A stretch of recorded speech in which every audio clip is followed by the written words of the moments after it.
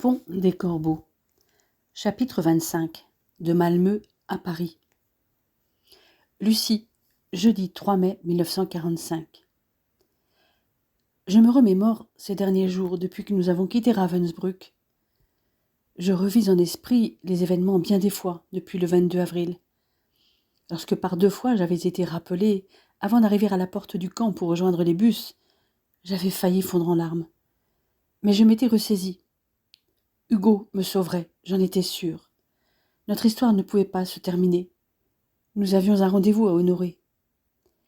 Lorsque j'avais vu Colette prendre la tête d'une délégation pour défendre notre cause auprès de la Binz, j'avais redressé la tête. Je ne devais pas montrer ma faiblesse et ma peur. Lorsque mes camarades étaient ressortis du bureau de la Oberhauserin, je m'étais tout de suite rendu compte qu'elles n'avaient pas eu gain de cause. C'était joué d'avance. Ma courageuse camarade, que tout le monde appelait tante Colette, une audacieuse Lorraine qui parlait allemand et qui avait décidé d'aller en délégation affronter la responsable SS, avait choisi 2 camarades pour l'accompagner, Jacqueline et Christiane. Elle avait relaté à notre petit groupe le déroulement de la rencontre. La surveillante-chef avait d'abord été stupéfaite de leur intrépidité. Comment ces Françaises osaient-elles lui adresser la parole ? Wir behalten euch als Gesein, leur avait-elle dit. Sie werden hingerichtet, wenn wir Ärger bekommen. Puis elle avait eu l'idée de proposer un marché. Elles auraient la vie sauve si elles signaient une déclaration certifiant qu'elles avaient toujours été bien traitées. Le refus d'obtempérer de la petite délégation l'avait mise en rage, et elle les avait renvoyées séance tenante. Cette entrevue nous avait laissé sans illusion sur le sort qui nous attendait. Le cœur serré, nous avions regardé nos compagnes de misère, mais plus chanceuses que nous, quitter le camp en rang. J'avais perçu qu'Anise avait parlé avec un des Suédois, qui s'était aussitôt dirigé vers Suren. Celui-ci avait envoyé Pflaum vérifier si les noms des prisonnières refoulées que nous étions figuraient sur la liste des femmes à libérer. Le temps avait semblé s'écouler avec une lenteur désespérante.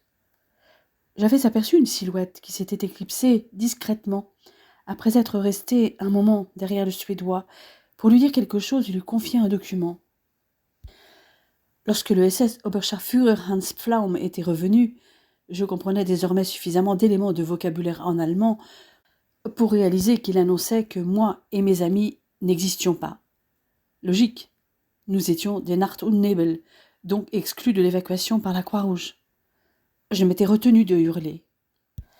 Le Suédois avait cependant continué à plaider notre cause auprès de Suren et avait le document que lui avait remis l'inconnu si à propos.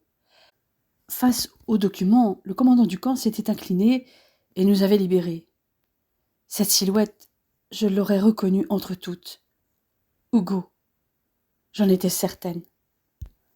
Mon Hugo était venu. Il voulait s'assurer que je monterais dans un de ces bus blancs. Personne ne saurait sans doute qui était intervenu si providentiellement, sauf moi. Notre petite troupe avait pu rejoindre les autres femmes qui avaient passé la porte du camp. Lorsque Suren nous avait montré d'un air goguenard la direction des fours crématoires alors que nous passions devant lui, j'avais eu envie de lui cracher à la figure. Lorsque j'avais atteint le groupe qui attendait les véhicules de la Croix-Rouge, j'avais senti la présence de mon amoureux. J'étais certaine qu'il n'était pas loin. Sur la route, nous avions attendu anxieusement les camions, qui étaient enfin arrivés à la nuit tombée. Les chauffeurs avaient expliqué qu'il était trop tard pour circuler et avaient suggéré de rentrer au camp pour la nuit. La guerre faisait rage à quelques kilomètres et les véhicules ne pouvaient pas passer avant l'aube. « Ne nous laissez pas ici », avions-nous supplié. Voyant la terreur dans les yeux de ces femmes décharnées qui tenaient à peine debout pour la plupart d'entre elles, ils avaient accepté de quitter les abords du camp. Je m'en étais trouvée soulagée. Comme moi, toutes voulaient s'éloigner de cet endroit maudit. Les SS pouvaient changer d'avis et nous massacrer. Avec ces monstres, tout était possible. Serrés, debout dans les camions, nous étions enfin partis et avions passé la nuit à quelques kilomètres sous le couvert de la forêt. Nul n'avait osé parler ou dormir pendant cette première nuit. J'avais retrouvé dans ce convoi du 23 avril Germaine que j'avais soignée au Révire. Les mères de Sylvie, née le 21 mars, et de son frère de camp, Guy, né le 11 mars, avaient caché les bébés dans leurs jupes pour monter dans un des bus de la Croix-Rouge suédoise. Sylvie était emmaillotée dans un paquet de linge blanc et Guy dissimulé dans un sac de toile cirée. Par miracle, les SS ne s'étaient aperçus de rien. Les prisonnières s'étaient mélangées pour éviter que les petits ne soient découverts et faciliter leur passage d'une femme à l'autre, de sorte qu'ils demeuraient au centre, invisibles et à l'abri d'un coup égaré, d'une balle perdue. Madeleine et Pierrette avaient récupéré leur enfant quand tout danger avait été écarté. Comme quelques autres déportés, cette nuit-là, sur cette route de campagne, j'avais marché seule, en silence, respirant à plein poumon, loin de la puanteur du camp, loin des flammes des crématoires. Les étoiles étincelaient à travers les branches. La nuit était belle. Cependant, nous étions encore en Allemagne, entourés de dangers. J'avais tâté sous mes vêtements la légère surépaisseur que faisait le sac que m'avait donné Hugo un mois auparavant, et qui contenait mon trésor, mon livre et mes photos. L'homme que j'aimais était avec moi en permanence. Dès le lever du jour, les bus blancs et les camions bâchés, bondés, avaient repris la route. Nous étions tassés, mais nous avions l'habitude, et cette fois, cela ne nous pesait pas. Au contraire, nous ressentions plus que jamais le besoin d'être ensemble. Assise près de Pierrette, Madeleine avait sorti Sylvie de dessous sa jupe pour la prendre sur ses genoux, mais toujours en la dissimulant. Le convoi s'était arrêté brièvement, peu de temps après, pour laisser un médecin suédois monter dans un des bus. En fait, il y avait de courts arrêts pour qu'il passe d'un bus à l'autre ou d'un camion à l'autre. Lorsqu'il était monté dans le camion où je me trouvais ainsi que Madeleine et Pierrette avec leur bébé, il était resté stupéfait. Il n'avait pas imaginé qu'il puisse y avoir des enfants au camp, et certainement pas des nourrissons. Dans les yeux de ce médecin suédois, comme dans celui des infirmières qui l'accompagnaient, j'avais lu l'incrédulité et la pitié devant ces bébés qui ressemblaient à des vieillards. Les autres déportés et les mamans y étaient accoutumés. Je n'y étais jamais parvenue. Les bébés avaient été pris en charge immédiatement, et le médecin avait demandé à ce qu'un pédiatre soit présent en Suède à l'arrivée du convoi. Les Suédois étaient passés parmi les passagères des véhicules pour les interroger et établir des fiches, afin de prévenir les familles. Je n'avais pu donner que l'adresse de mes parents. J'aurais voulu que Hugo soit aussi informé, mais, comme française, il aurait sans doute paru bizarre que je donne une adresse en Allemagne que d'ailleurs j'ignorais totalement. J'espérais qu'à un moment, mes parents et Hugo puissent communiquer. Nous avions aussi reçu un colis. Sur les routes, des civils fuyaient avec des charrettes, tirés par des bêtes ou par eux-mêmes. Les enfants suivaient à pied. Ces scènes n'étaient pas sans rappeler celles de l'Exode en France en 1940. Les véhicules avaient roulé longtemps, s'arrêtant dès que des avions les survolaient, car ils risquaient d'être mitraillés malgré la Croix-Rouge peinte sur les toits.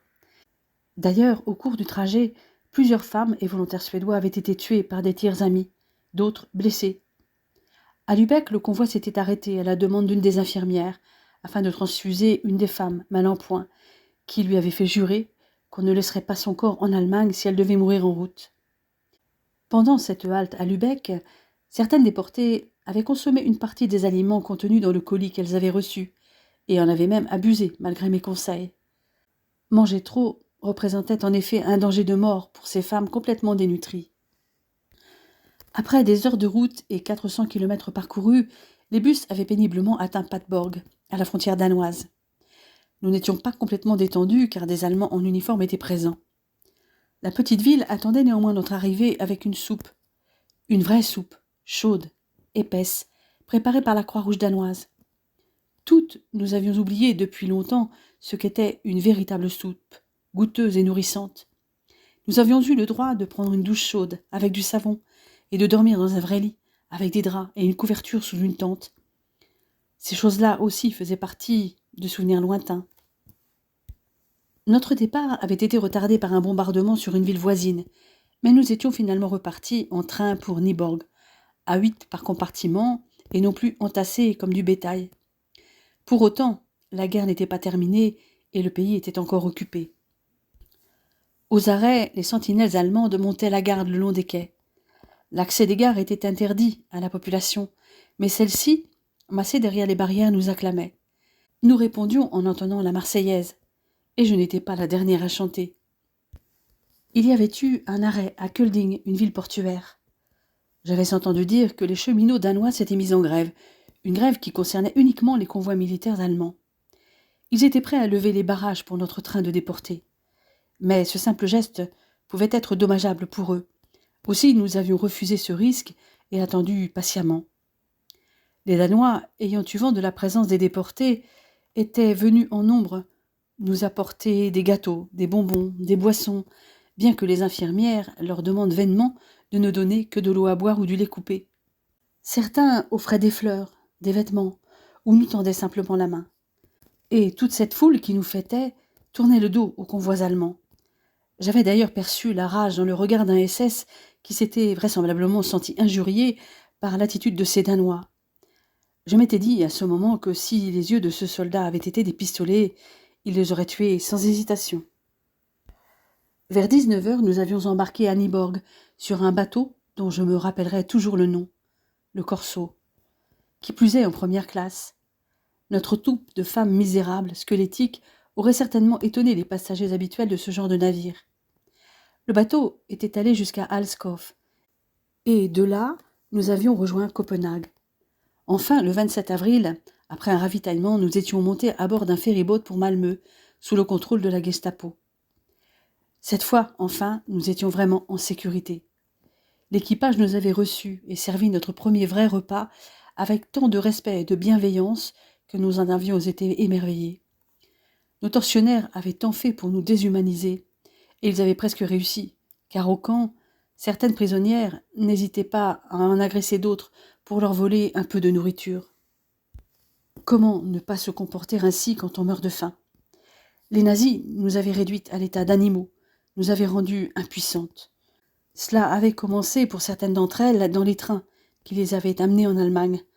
Moi, au moins, je n'avais pas été transportée dans un de ces wagons à bestiaux dans lesquels les malheureux passagers étaient entassés à plus de 100 dans des voitures sans aération, où ils ne pouvaient se tenir que debout, avec un tonneau d'eau et un seau pour les besoins de tous, et cela pour un voyage qui pouvait durer des jours.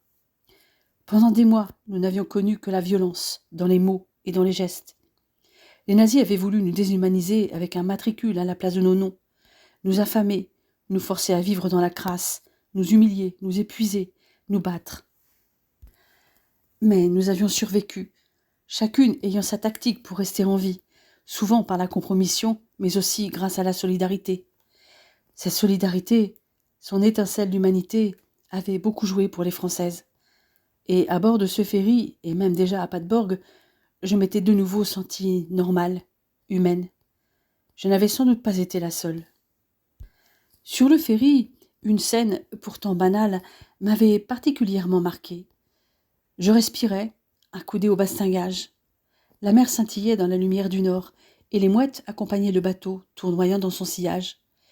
Quelqu'un de l'équipage avait jeté du pain, et les oiseaux s'étaient précipités sur cette manne.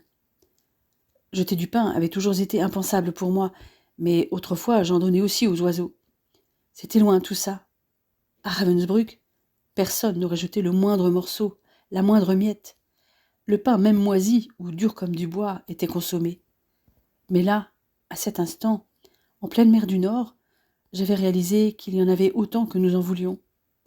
Était-ce vraiment réel? Je revenais de l'autre monde. Et ce moment était on ne peut plus vrai. Il était possible d'avoir du pain à donner à des mouettes. Je m'étais alors sentie vivante et libre. Pourtant, la traversée relativement courte avait été perturbée par un sérieux accident. Le bateau avait touché une mine et il y avait eu une voie d'eau. Mais le ferry avait pu accoster de l'autre côté, en Suède, à Malmö. C'était avec émotion qu'en touchant le sol suédois, parmi celles qui tenaient encore debout, j'avais assisté au lever des couleurs françaises et suédoises, organisé par le Länsstyrelse et le Civilförsvaret. J'avais eu la gorge serrée lorsqu'avait retenti la sonnerie aux morts en l'honneur de toutes celles qui ne reverraient jamais leur pays. Le pédiatre, que le médecin qui nous escortait avait demandé, attendait au débarcadère de Trelleborg. Il avait examiné les 2 bébés. Sylvie était très gravement malade. Guy, lui, était en moins mauvais état. Sa mère, Pierrette, plus robuste que Madeleine, avait pu l'allaiter quelques jours. La petite Sylvie ne survivrait que si elle arrivait à assimiler 100 grammes de lait coupé d'eau au bout de 2 jours. Comme à Ravensbrück, la chaîne de solidarité s'était organisée et les femmes s'étaient relayées pour assister Madeleine, épuisée malgré ses 21 ans. Son corps la lâchait. Toutes les heures, le bébé devait avaler des petites quantités de thé léger alterné avec du lait coupé, ainsi que du charbon pour soigner sa diarrhée verte. Finalement, toutes ensemble, à l'issue des 48 heures, nous avions gagné la partie. Les médecins avaient fort à faire avec toutes ces femmes dénutries, atteintes de diverses pathologies, typhus, gale et autres réjouissances. À peine arrivés, nous avions été répartis en fonction de notre état de santé. Les bien portantes d'un côté, les malades en quarantaine, à l'hôpital. Les médecins avaient découvert des corps émaciés et abîmés par la dysenterie, le typhus, la tuberculose, la gale, sans oublier les carences en tout genre. Pour éviter les épidémies, nos vêtements avaient été brûlés. Avant de partir en quarantaine, en raison des risques de propagation des maladies contagieuses, les femmes malades mais qui tenaient debout, et celles qui, comme moi, ne nécessitaient pas de soins médicaux particuliers, à part la renutrition progressive, avaient ensuite été emmenées dans un magasin ouvert à leur intention.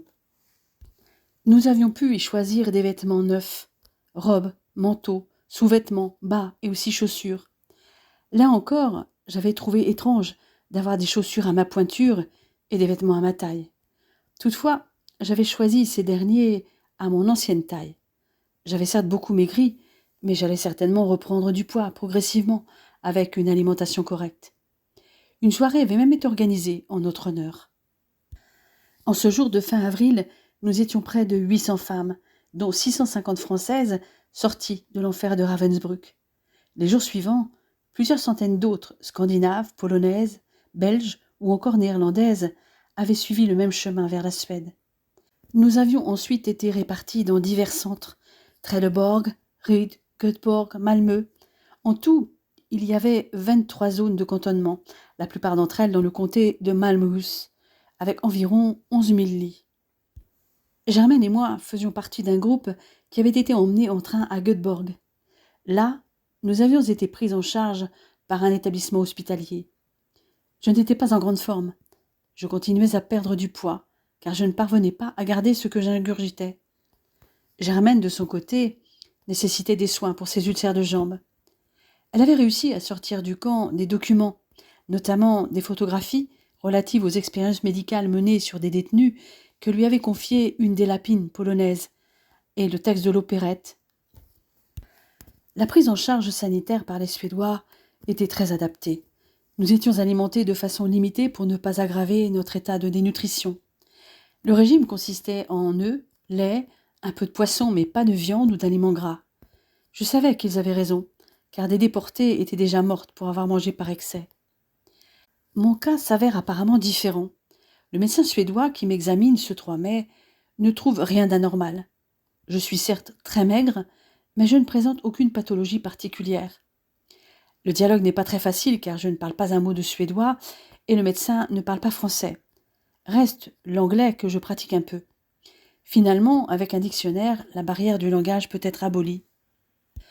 Je rougis lorsque le médecin me demande si j'ai eu des relations sexuelles dans les semaines précédentes. Ce simple rougissement suffit pour que le médecin l'interprète comme un oui. Il se peut donc que je sois enceinte, bien que je n'ai pas eu mes menstruations depuis 3 ou 4 mois. Je donne toutefois la date possible de fécondation, le 21 ou le 22 mars. Je ne peux pas oublier ces dates, avouai-je en anglais. Je me dis alors que le médecin va penser à un viol. Je ne fais aucun commentaire qui puisse démentir cette supposition. Il me pose néanmoins une question. Qu'allez-vous décider si vous êtes enceinte ? Je lui réponds clairement que je souhaite garder le bébé, car la vie est précieuse après ce que j'ai vu dans le camp. Il reste à savoir si je suis vraiment enceinte. Un test va le révéler. Je trouve ce test un peu cruel, car il consiste à injecter de l'urine de la femme présumée enceinte dans une jeune lapine qui n'a jamais eu de portée. Si la femme est enceinte, la présence d'hormones de grossesse entraîne un gonflement des ovaires de la lapine, ce qui ne peut être constaté qu'en disséquant la pauvre bête. Mais c'est le seul moyen d'être certaine du diagnostic.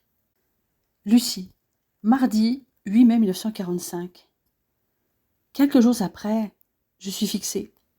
exactement le jour de la capitulation de l'Allemagne, une nouvelle que les Françaises, comme les autres femmes des différents pays arrivés comme elle en Suède, mais aussi les hommes, accueillent avec soulagement. Je suis bel et bien enceinte. Cela paraissait improbable, et pourtant, je porte un enfant, l'enfant d'Hugo.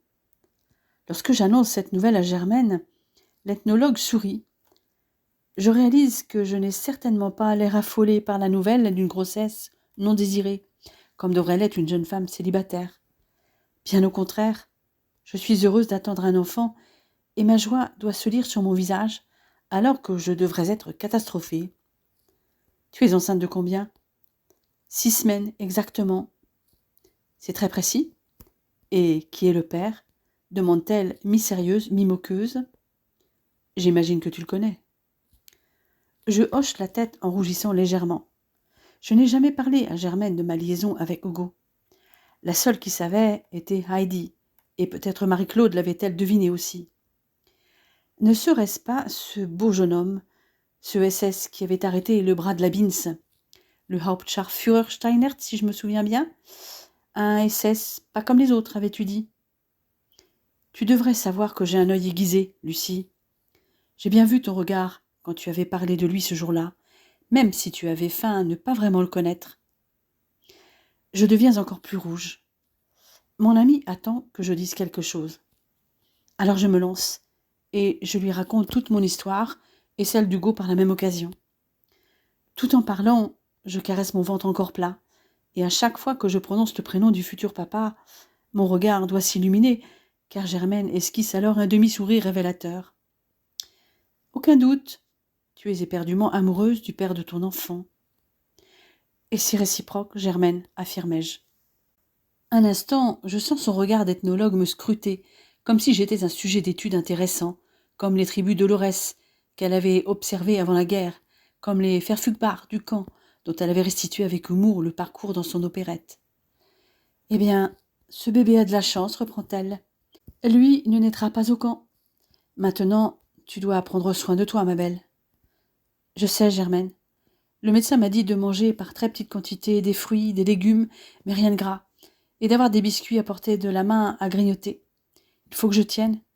Ce bébé me relie à Hugo, dont je ne pourrai pas avoir de nouvelles avant un bon moment. Je ne sais même pas où il peut être. Il a dû déserter juste après notre départ. Il m'avait dit qu'il le ferait. J'espère qu'il ne s'est pas fait prendre et qu'il est lui aussi en sécurité. Ton amoureux m'a l'air plein de ressources. Je suis sûre qu'il s'en sortira. Germaine se veut rassurante, mais je sais qu'elle n'est pas dupe des dangers que l'homme que j'aime a couru jusqu'à ce jour, et qu'il courra encore jusqu'à ce que la situation se stabilise. Elle voit bien que je suis soucieuse. Sois patiente. C'est l'histoire de quelques semaines maintenant pour retrouver la France, ajoute-t-elle. Ton prince charmant viendra. J'opine du chef en soupirant. Oui, il viendra, il a promis. J'envoie un télégramme à mes parents, mais je tais ma grossesse. Hugo doit être le premier informé. Comment va-t-il réagir ? Mon cœur s'accélère alors que je me pose cette question. Je sens une sueur froide inonder mon front. Et s'il ne veut pas du bébé ? Non. Impossible. Il sera heureux. Ne m'a-t-il pas dit que je suis celle qu'il veut épouser et avec qui il veut avoir des enfants ? Eh bien, si nous ne sommes pas encore mariés, nous avons déjà conçu un enfant. Comme pour tous les télégrammes, il faut être concis. Le mien, comme celui de toutes mes camarades, exprime le soulagement d'être enfin libre et se veut rassurant. Bonne santé, je ne manque de rien sauf de vous, prévenir Victor, vous embrasse Lucie. Les listes des femmes arrivées en Suède sont, paraît-il, diffusées à la radio française et publiées à la une des quotidiens. En parallèle des examens médicaux, comme c'est le cas pour moi, les déportés se voient distribuer une petite somme d'argent, ainsi que des cigarettes. Lorsque leur état de santé est jugé satisfaisant, elles sont ensuite dispersées dans des dizaines d'hôtels, musées ou écoles reconvertis en centres d'accueil. Comme toutes mes camarades, je suis heureuse d'être propre, d'avoir de l'eau et du savon. Nous avons vécu si longtemps dans la crasse. Une légation française est également venue photographier chacune d'entre nous pour produire de nouvelles pièces d'identité. Nous retrouvons notre humanité. Toutes Nous n'oublierons jamais l'accueil et la sollicitude dont nous avons été l'objet dans ce pays d'hospitalité. Celles qui sont en meilleure santé travaillent dans des entreprises locales, telles des usines, comme main-d'œuvre supplémentaire ou dans les champs. En ce qui me concerne, j'ai repris du service à l'hôpital de Göteborg auprès des déportés. Des organisations humanitaires et des particuliers se mobilisent pour nous fournir les ressources nécessaires pour nous réinstaller. Tout est fait pour nous intégrer et nous soutenir. Les initiatives vont des cours de langue au programme d'intégration, afin que non seulement nous, les survivantes, nous réinsérions dans la société, mais aussi que nous transmettions nos récits aux générations futures. Germaine, comme moi, pense aussi que la mémoire de Ravensbrück doit continuer à vivre au-delà des murs du camp. Lucie, mercredi 11 juillet 1945. Toutefois, malgré l'accueil et la liberté dont nous faisons l'objet, à mesure que le temps passe, la plupart des Françaises s'impatientent. Les semaines de convalescence ne font que s'ajouter aux longs mois passés loin de leur foyer. Elles ont hâte de retrouver leur pays. Elles ne parlent pas la langue locale et surtout, beaucoup sont sans nouvelles de leur famille, alors que la guerre est terminée. Leurs maris, leurs fiancés, leurs pères, leurs frères ont-ils survécu? Très vite, le consul de France à Stockholm, qui tente d'assurer un lien avec l'Hexagone, croule sous les demandes de toutes sortes. Je me pose les mêmes questions que mes compatriotes, mais je ne montre pas mon impatience. Je me consacre à mes malades comme d'habitude. Pour certains d'entre eux, il était malheureusement trop tard. 110 étaient morts après leur arrivée en Suède, en majorité des déportés polonais. Au moins, pendant ce temps-là, j'évite les mornes pensées. Et puis, mon entourage est si gentil avec moi. Je ne veux pas les blesser par une attitude négative. Je sais que je dois beaucoup à ces gens, à ce pays qui nous a accueillis, aux Lotta, les infirmières volontaires suédoises qui se sont mises au service de toutes ces femmes épuisées, aux civils qui nous ont offert le gîte et le couvert. Comme moi, des médecins et des infirmières norvégiens et danois, eux-mêmes réfugiés, participent aux soins des déportés dans les services sanitaires ambulants qu'ils gèrent. Mi-juin, les rapatriements par avion sont organisés. C'est à cette période que mes nausées commencent à disparaître et que je reçois des nouvelles de ma famille qui me précisent que Victor va bien. Ces informations achèvent de me rendre ma bonne humeur. Tous les 2 jours environ, 15 à 20 femmes partent vers le Bourget avant de rejoindre en bus l'hôtel Lutetia. Les rapatriements vers la France, qui dépendent du ministère des Anciens Combattants, sont prévus pendant tout l'été 1945, par avion puis par bateau. 3 mois après notre évacuation de Ravensbrück, Germaine Tillon et moi sommes de retour à Paris ce 11 juillet 1945. Pierrette, Madeleine et leur bébé nous ont précédés de quelques jours. Après plusieurs semaines de convalescence en Suède, les femmes de Ravensbrück, sauvées par l'intervention de Kirsten, retrouvent leur pays dans de meilleures conditions que les autres rapatriés.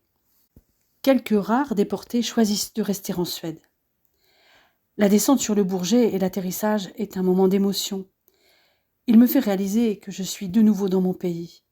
Je vais revoir tous ceux qui me sont chers. Du Bourget au boulevard Raspail, le trajet est rapide. Les voitures sont rares, eu égard à la pénurie d'essence et à la nécessité de posséder un laissez-passer. En revanche, il y a beaucoup de vélos, qui n'ont jamais autant mérité leur surnom de petite reine. La bicyclette est en effet la reine dans les rues de Paris, et sans doute partout ailleurs. Les quelques camions militaires ne sont plus allemands, mais américains, comme les uniformes.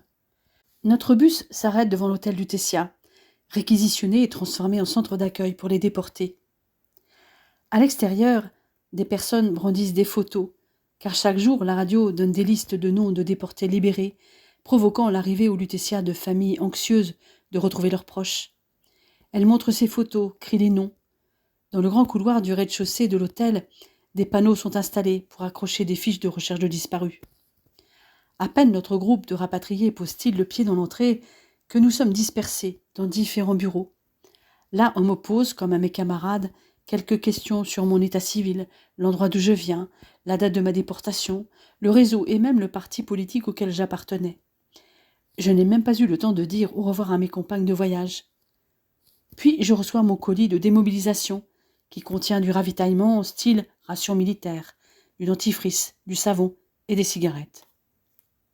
Marcel Bidot, dite Agnès, où Elisabeth, dans la Résistance, infirmière, secrétaire générale du COSOR et sœur du ministre des Affaires étrangères, dirige le service des dames de l'accueil.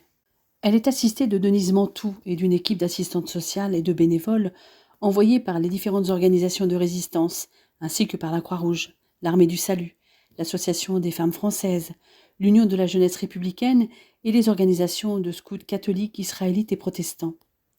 Des infirmières, toutes bénévoles, et le corps auxiliaire volontaire féminin sont également présents. Yanka Zlatine, dite la Dame d'Isieux, est l'hôtelière en chef du Lutetia. Avec son équipe, elle sert des repas aux centaines de déportés qui arrivent jour et nuit. Des centaines de bénévoles sont mobilisés en permanence. L'hôtel est immense avec ses 350 chambres sur 7 étages. Les bénévoles sont présents à chacun d'entre eux et se relaient toutes les 8 heures. Le Lutetia avait accueilli en mai 426 enfants en provenance de Buchenwald. Ces enfants d'Europe centrale ne parlaient pas français et avaient été pris en charge par l'œuvre de secours aux enfants. Des étrangers y sont aussi rapatriés, des résistants polonais pris en otage par les enjeux politiques poursuivis par Staline et qui ont choisi de rester en Europe de l'Ouest, des Espagnols, anciens combattants républicains de la guerre civile, réfugiés en France et livrés aux Allemands par le régime de Vichy. Ces derniers viennent en grande partie de Mauthausen, où ils ont survécu grâce à une solidarité exemplaire. Mais tous les déportés ne sont pas logés à la même enseigne. Il s'est écoulé quelques mois depuis les premiers rapatriements des camps. Les Français se sont apparemment lassés de voir cet afflux incessant. Ils semblent peu empressés, voire indifférents. Cela m'a choqué, car le contraste est flagrant avec l'accueil des Danois et des Suédois. J'ai soudain eu le sentiment que la vie des déportés ne compte pas. Peut-être que je me trompe. Les Français sont peut-être choqués par ce qu'ils voient, ces êtres humains qui ressemblent à des morts vivants, y compris des enfants. Et encore, beaucoup de déportés n'arrivent pas directement des camps, mais sont passés par des structures hospitalières improvisées pour recouvrer quelques forces. Comment ces gens, qui nous regardent comme des bêtes curieuses, auraient-ils pu imaginer? Comment intégrer cette tragédie? Moi-même, je ne saurais pas par quel bout commencer si on me demandait aujourd'hui de raconter ce que j'ai vécu. Le plus difficile est d'être séparé de celle avec qui j'ai vécu tant de choses, noué des amitiés précieuses. J'ai reçu 1000 francs et il me reste un peu de monnaie suédoise. Ignorant ce qui m'attend dans les heures à venir, je conserve précieusement cette somme et n'en utilise qu'une infime partie pour envoyer un télégramme à mes parents. Je vais quelques jours au 3e étage du Lutetia, celui réservé aux femmes. Les assistantes sociales me confirment que mes parents ont bien reçu mon télégramme et qu'ils m'attendent. Elles me préviendront dès qu'il y aura un train pour Lyon. Pendant cette attente, la seule que je peux revoir est Germaine, dont j'ai l'adresse. Cette dernière est décidée à réintégrer rapidement le CNRS, non plus dans la section ethnologie, mais dans la section histoire contemporaine. Elle veut se consacrer à des travaux sur l'histoire de la Seconde Guerre mondiale, notamment sur les crimes de guerre nazis. Dès le début du séjour à Göteborg, elle a d'ailleurs lancé un travail de recherche sur le camp de Ravensbrück à travers un questionnaire. Je lui promets de demander à Hugo de lui fournir les informations dont elle aurait besoin. Il a vécu les événements du côté allemand, bien que travaillant pour les Alliés, et a rencontré des personnages clés côté nazi.